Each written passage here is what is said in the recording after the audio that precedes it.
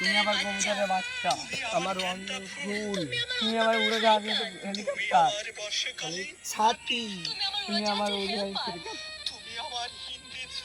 নায়িকা। তুমি আমার ব্যথা কেন তো? হ্যাঁ হাত দুটো লাড়বি। না, আমি চাইলে সবই পারি। মোর মাতবরে তুমি তো মুখ লাড়। আমাদের বিয়ে দিয়ে দিতে হবে। কিন্তু